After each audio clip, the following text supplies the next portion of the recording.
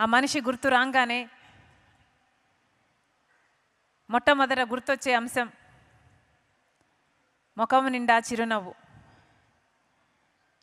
నడుచుకుంటూ వస్తే రాజసమే నడుచుకుంటూ వస్తుందా అన్నట్టుగా ఉండేది. ఆ ఖద్దరు పంచ దగ్గరికి వచ్చి పాప్స్ అని చేయి చాచినప్పుడల్లా, నన్ను దగ్గరికి తీసుకున్నప్పుడల్లా ఎంత ధైర్యమో మాటల్లో చెప్పలేనిది.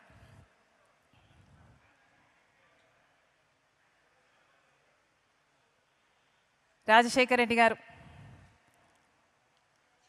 చనిపోకముందు ఆ కొద్ది రోజులు ఆయనతో గడిపిన జ్ఞాపకాలు మీతో పంచుకోవాలని ఉంది.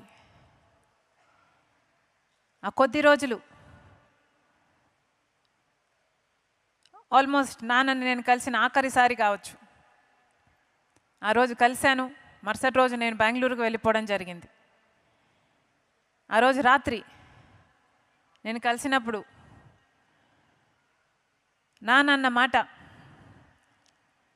పాప్స్ దేవుడు ఎంత చేశాడు కదా, మన జీవితాల్లో దేవుడు ఎంత చేశాడు, ఏమీ కానీ నన్ను ఇంత దూరం తీసుకొచ్చాడు,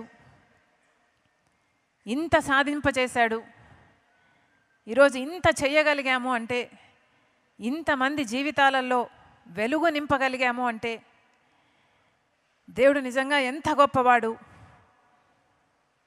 ఎక్కడో ఉన్నవాడిని తీసుకొచ్చి ఇంత ఎత్తున నిలిపాడు, ఇంత అవకాశాన్ని ఇచ్చాడు అని దేవునికి ఎంతో గ్రేట్ఫుల్గా ఉన్నాడు. ఉంటూ ఇంకో మాట కూడా అన్నాడు,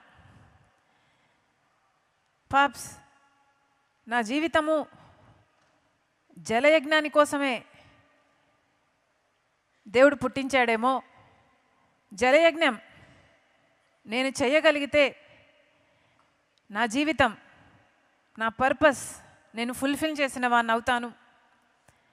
ఇవన్నీ మిగతాటివన్నీ ఆరోగ్యశ్రీ అయినా, ఫీజు రీయింబర్స్మెంట్ అయినా, ఇందిరమ్మ ఇల్లు అయినా, 108 ఇవన్నీ బోనస్, కానీ జలయజ్ఞం మాత్రం నా హృదయానికి చాలా దగ్గర అన్నాడు.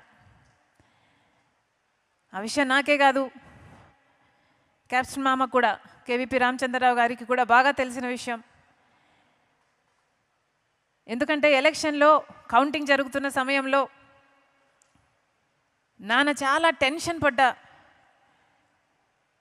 అంశం ఏది అంటే, ఎందుకు అంటే, ఒకవేళ